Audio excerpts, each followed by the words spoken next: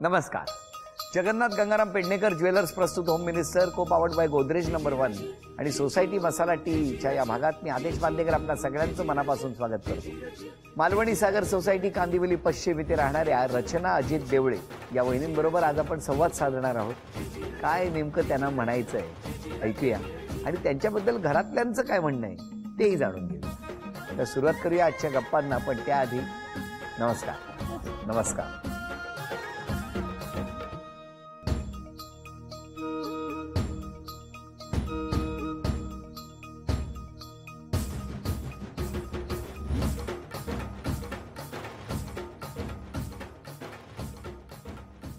कुठलं बालपण तुमचं? माझं बोरिवलीचं, मुंबई. तुमचं बालपण? डोंबिवली पश्चिम. घरी कोण कोण? घरी आई वडील, एक मोठा भाऊ आहे, वहिनी आणि छोटा मुलगा. आणि तुमच्या घरी कोण कोण होतं? माझ्या घरी फक्त आई आहे. अच्छा. वडील नाही आहेत. बरं. आणि ती कॅटरिंगचा बिझनेस करते, मागची 50 वर्ष झाली. अरे वा. आपण काय करता? मी सर चित्रपट दिग्दर्शक आहे. अरे वा. आणि एडिटर सुद्धा आहे. अरे वा. आता हृदयांतर नावाचा चित्रपट माझा शेवटचा ॲज अ एडिटर. बरं बरं बरं. आणि आपण काय करता? मी अकाउंट्स मध्ये आहे, जॉब करते. घरचे हिशोब तुम्हीच ठेवता? हो. बरं, मग आता पुढे चित्रपट क्षेत्रात काय करण्याचं? आता सर मसुटा नावाची मी एक फिल्म केली आहे. हा. बरं. आता लवकरच रिलीजच्या मार्गावर आहे. सध्या फिल्म फेस्टिवल मध्ये फिरते. आता कान्स फेस्टिवलला मी पाठवले माझी फिल्म. अरे वा. शुभेच्छा तुम्हाला. Thank you sir. पण मग तुमची ओळख कशी झाली? मी पहिले समृद्धी पोर यांच्याकडे असिस्टंट म्हणून होती, तेव्हा आमची पहिली भेट झाली होती यांच्यासोबत. कुठल्या चित्रपटाला? डॉक्टर प्रकाश बाबा आमटे. म्हणजे भेट पण सर एवढी गमतीशीर होती की मी सिरियल करत होतो, तर मॅडमनी फोन केला की असं असं असोसिएट मला हवंय, तू करशील? म्हटलं येतो, आपण स्क्रिप्टवर वगैरे बसूया थोडा. तर मी गेलो त्यांच्या घरी आणि बसलो होतो स्क्रिप्ट वगैरे घेऊन. आणि त्यांनी आवाज दिला की रचना जरा पाणी घेऊन ये. आणि ही आपली पाणी बिणी घेऊन आली. आणि मी बघून थोडासा शॉक झालो. मी आता मोठी लोक निर्माते वगैरे त्यांच्या घरात बसलोय, कामवाली इतकी सुंदर असेल असा अंदाज नव्हता आला. तर मग ही पाणी वगैरे दिलं नाही आणि मग ही गेली आपली आतमध्ये, त्यांचं काही वेगळं पर्सनल काम असेल.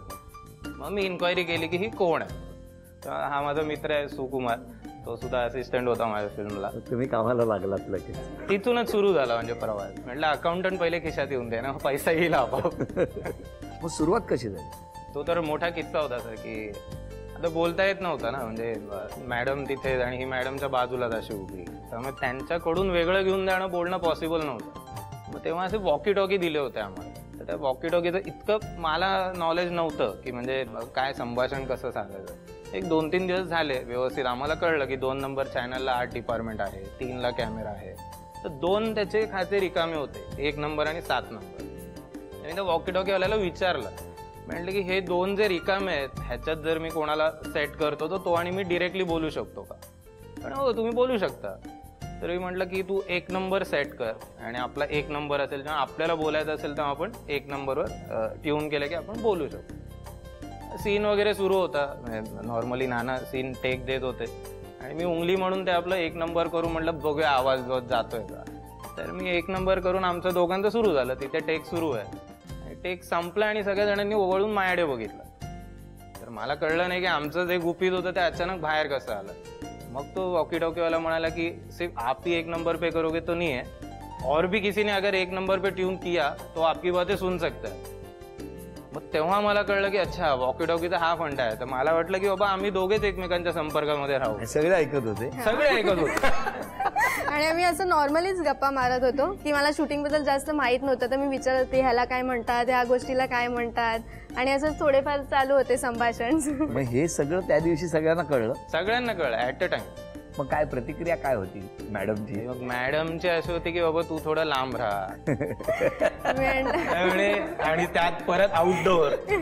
त्यामुळे मॅडम जरा येईल मग स्वतःच्या रूम मध्ये, मग बाबा माझ्यासोबतच राहायचं असं तसं. बरं आम्ही त्याच्यावर चढ ना.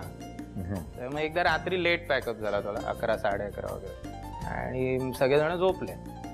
मी म्हटलं की तुला काही करून रात्री बाहेर पडता आलं तर बघ.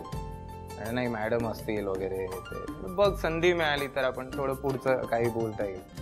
1:30 वगैरे वाजला होता रात्रीचं आणि ही बाहेर आली. मी म्हटलं आता शूटिंगच्या वेळेला तर माहिती आहे ना, कोणतरी एक टपकतो आणि नेमकं आउटडोअरला गेल्यावरच सगळ्यांना बायका गर्लफ्रेंड आठवायला लागतात. म्हणजे घरात इथे कधीच बोलणं होत नाही, आउटडोअरला गेल्यावर कशी आहे जानू येते एक नंतर सुरू होत.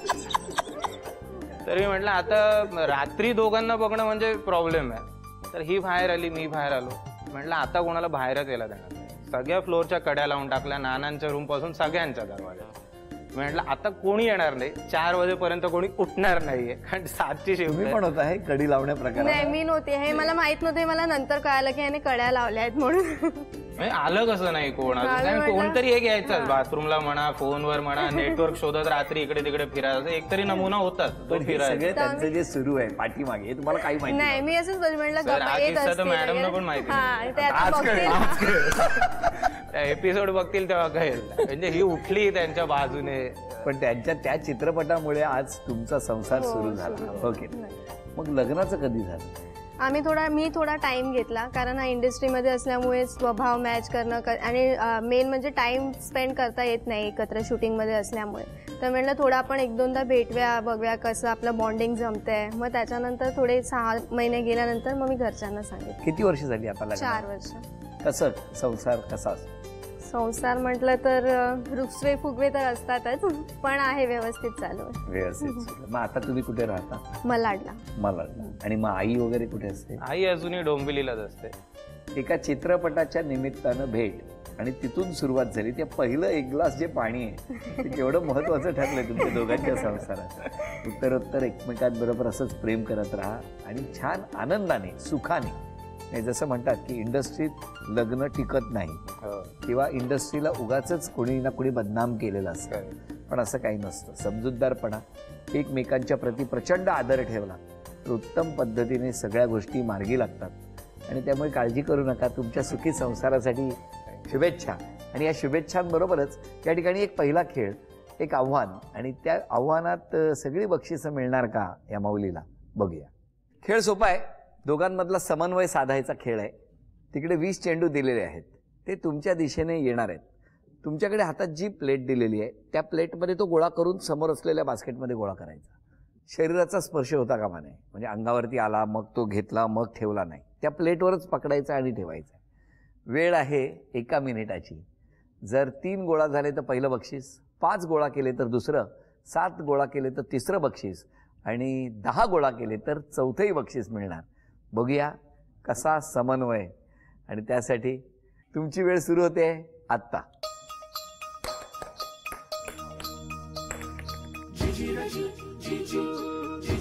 एक,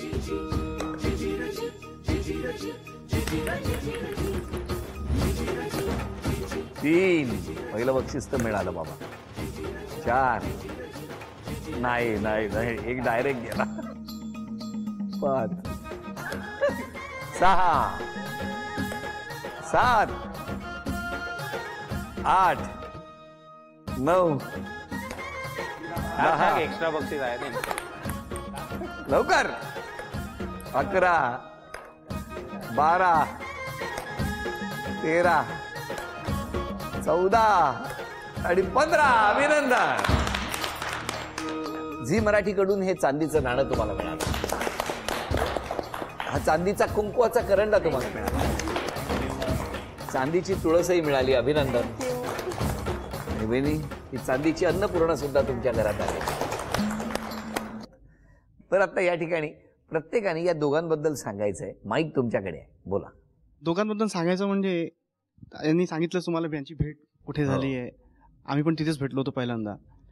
पण असं इथपर्यंत पोहोचेल याची कल्पना तेव्हा नव्हती आली. फिल्म सुरू असताना ते वॉकी टॉकीचं प्रकरण झाल्यानंतर मग थोडंसं वाटलं की काहीतरी होईल, काहीतरी शिस्त आहे. त्याच्यानंतर एकदा फिल्म प्रीमियर वगैरे सगळं झाल्यानंतर मला वाटतं 14 डिसेंबर 2014ला काहीतरी याचा मेसेज आला मला की आम्ही लग्न करतोय म्हणून. 18 डिसेंबर. हा, म्हणजे 2014 साली. तेव्हा शेवटी शिक्कामोर्तब झालं की यांचं लग्न होत आहे. हा कॉन्फिडन्स मित्राचा. शेवटी मित्रच ना झाला पाहिजे. जावई फार चांगले आहेत, तसे का हुशार पण आहेत आणि मन मिळावू आहेत. सगळ्यांना सांभाळून घेणारे पण आहेत, पण जरा रागिष्ट आहेत. पण ते त्यांना ते खोटं सहन होत नाही म्हणून त्याप्रमाणे ते वागतात. त्यांना खरं फार म्हणजे तुमचं म्हणणं आहे, रागावर थोडासा कंट्रोल ठेवला तर त्यांच्यासाठी सुद्धा ते खूप चांगलं होईल. हो, चांगलं बरोबर. होईल, चांगलं होईल. माझा जावई चांगले आहेत, आमच्या मुलासारखे आहेत, आणि माझी मुलगी पण चांगली आहे, प्रेमळ वगैरे. हो ना. हो, जरा ना म्हणजे जेवणा बिवणाचं तिला एवढं माहित नव्हतं, पण आता शिकली ते ती. घाबरू नका, बाहेर ऑर्डर देतील, शूटिंगचं जेवण येईल, घरी डबे मागवतील. पण आता बरी हो आहे, ना. जेवण बिवण कर. सांगा सुनेबद्दल. सून तर चांगली आहे आणि मुलगा सांभाळून घेतो तिला. अरे वा. थोडा रागीट स्वभाव आहे, थोडी सुनेचा हट्टी आहे. पण? हो हो. अरे वा. दोघे म्हणजे असे उलट तो आपटतो आहोत. पत्करला पण ती नाही पत्करली असा आहे तिचा हो स्वभाव. ना. पण मुलगा सांभाळून घेतो, ऍडजस्ट करतो, हो ना. त्याच्यामुळे बाकी ते सगळं चांगलं आहे, काही प्रश्न नाही. मामे बहीण लागते, ती आत्ते बहीण आहे माझी, आणि सतत हसत असते. गंभीर काही होऊ देत पण ती सतत हसतच असते. हे खूप छान आहे. पण गांभीर्य असेल ना तर कदाचित तिने ते थोडंसं गांभीर्याने घ्यावं. बरं, मला विचारायचंय, कायम हसत असते आणि एकीकडे चिडचिड असते आणि चेहऱ्यावरती या रागावले आहेत, हे इतरांना कळत नाही. चिडचिड फक्त घरात असते. फक्त तुमच्यावर का? बाहेर जे काय आहे ते थोडा तूच आहेस वेळापुरतं. ना आता समोर, मग काय काय. मग जो काय निघतो राग तो माझ्यावरच असतो. मग तेवढ्यात बेल वाजली कोणावर असं असं ते. म्हणजे बाहेरून अनोख आलेल्याला पद्धती- कळणार पण नाही काय हा, झालं. शेजारी आहेत, कधी आवाज जातो का विचार, बलके भांडतो रोज. पण भांडणात पण प्रेम कुठेतरी असतं आमचं. असलंच पाहिजे, ते तर गंमत आहे ना, नाहीतर कसं काय नातं टिकणार. चला आता बघूया एक खेळ. या खेळामध्ये ना ती उशी आहे, ती तुम्ही पास करायची. हां, एकेकाकडे जाईल, गाणं सुरू होईल, ज्याच्याकडे उशी थांबणार त्यांना एक शिक्षा मिळणार. त्यांनी जर ती शिक्षा व्यवस्थित पार केली किंवा पूर्ण केली शिक्षा, तर या माऊलीला आज तुम्ही बक्षीस मिळवून देणार. तेव्हा हे गाणं.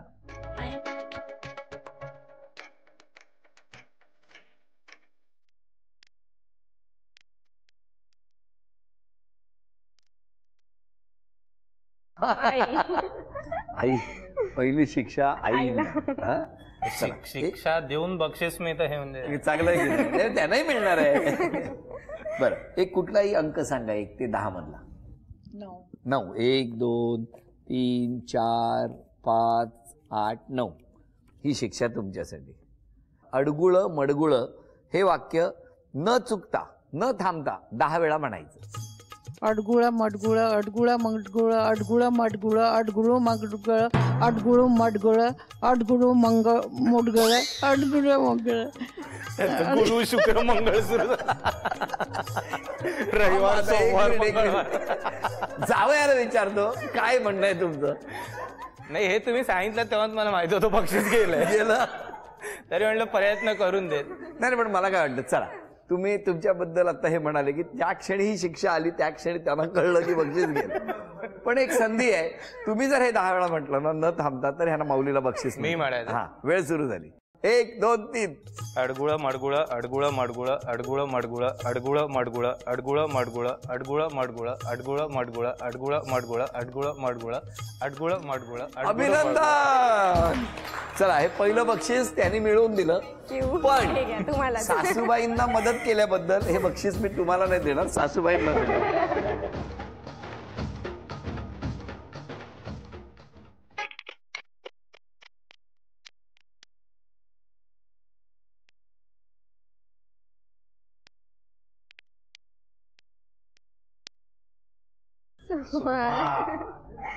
चला, एक कुठलाही अंक सांगा 1 ते 10 मधला. 7. एका मिनिटात 5 संत्र्यांची आवरणं काढणं किंवा 5 संत्री सोलायची आहेत. बघूया, तुमची वेळ सुरू होते आता. एका मिनिटात 5 संत्री सोलायची आहेत. एकाला 10 सेकंद आहे. 10 सेकंद झाली. 1. चल, लवकर लवकर. 40 सेकंद झाली. 20 सेकंद राहिलेली आहेत. 10 लवकर लवकर 9 लवकर. 8 7 6 चल चल चल चल चल चल. 5 4 3 2 टाकात. 1. झालं झालं. क्या बात आहे. अभिनंदन, हे बक्षीस तुमच्यासाठी.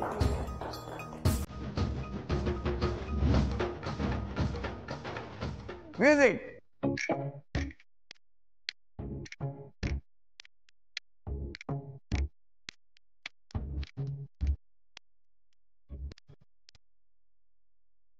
मामी. मामी.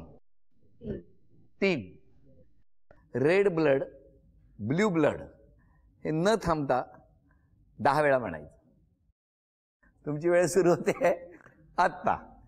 Red blood blue bird, red blood blue blood, red blood blue bird, red blood blue blood, red blood blue blood, red blood blue blood, red blood blue blood, red blood blue bird, red blood blue blood, red blood blue blood, red blood blue blood, red blood blue blood, red blood blue blood, red blood blue blood, red blood नंतरचे 10 blue ठेवा. Blood. अभिनंदन. Zee मराठीकडून ही भेट होती. हेमल कसा या ठिकाणी दोघांच्या संवादातून सुरू झालेली भेट आता 4 वर्षाच्या संसारापर्यंत येऊन पोहोचलेली आहे. तुम्हाला शुभेच्छा आहेत. पण या शुभेच्छांबरोबरच काही तक्रारी आल्या. तुम्ही आता त्या तक्रारी वाचणार आहे. पहिली तक्रार, आपला स्वभाव रागीट आहे. आईनेच लिहिलं असेल. मान्य आहे का? हे बघा, कोणी लिहिलंय ते लिहिलेलं नाही. कॉन्फिडन्स आहे ना मला. मान्य आहे. हो ओके. स्वतःच्या तब्येतीची काळजी घेत नाही. घेते, पण थोडंफार काय म्हणणं? पण हो हो. उत्तर हो. हो. घरातली कामं नवऱ्याने केली की तुम्ही खुश असता. हो हो. जेवण करण्याचा आळस आहे तुम्हाला. म्हणजे कधी पहिल्यापासून सवय नाही आहे. आईच करत आली आहे पहिल्यापासून, त्यामुळे मला एवढ्या कामाची सवय नव्हती. त्यामुळे आता लग्न झाल्यानंतर ह्याच्याकडनंच मी भरपूर काही शिकले आणि आईंकडनं. दुसरी एक महत्वाचं आहे म्हणजे सूर्य उशिरा उगवला तर बरं होईल. हो, मला झोपायला खूप आवडतं. हे आम्ही म्हटलेलं नाहीये. हे आम्ही म्हटलेलं नाहीये. हे स्वतःच म्हणताय. काय हो, तुमचं काय म्हणणं आहे? जे लिहिलंय ते सगळं बरोबर आहे. मान्य आहे. तो मान्य. आणि आता ह्या प्रश्नात एक गोष्ट क्लिअर होते की तो विचार तेव्हा नव्हता आला 4 वर्षापूर्वी. कदाचित हा रिसर्च करून जी ही प्रश्न आले, हिनेही रिसर्च केला असावा की आईचा कॅटरिंगचा बिझनेस आहे, म्हणजे मुलाला जेवण बनवता येत असणार. तर हे आता हे क्लिअर होते की म्हणजे मी नाही बनवलं तरी हा आपली कटपट करून करणार. हे आता क्लिअर झालं. बरं, मला तुम्हाला विचारायचं, या सगळ्या तक्रारींबद्दल तुमचं काय म्हणणं आहे? आता मी जास्तीत जास्त प्रयत्न करेन या सगळ्या तक्रारी कमी करण्याच्या. ते राग आणि चिडचिड जे पटकन व्यक्त होणं आहे, त्याच्यामुळे कदाचित काही वाईट होऊ शकतं, समोरच्याला वाईट. त्याच्यावरती काही कंट्रोल येईल भविष्यात? हो नक्कीच. हो नक्कीच करेन. तुम्ही स्वतःमध्ये एक बदल करायचा असेल तर कुठला करा? माझंही तेच आहे सर. राग खूप लवकर येतो. खोटं सहन होत नाही कोणी काही बोललेलं, आणि त्याच्यामुळे जास्त चिडचिड होते. कारण आपण खोटं बोलत नाही, त्यामुळे समोरचा एक वाक्य खोटं बोला तर ते 6 महिने माझ्या डोक्यात ते चालू राहतं. ती बनाच निघते. अदरवाईज चिडचिड जास्त होत नाही. पण रागावर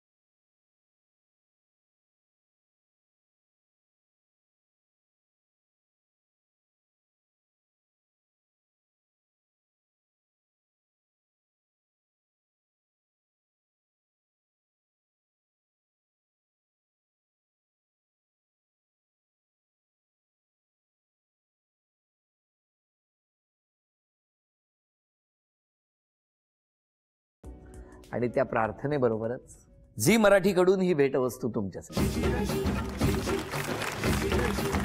आणि आणि वहिनींना तथास्तु पुणे यांच्याकडून मिळते आहे पैठण. अभिनंदन.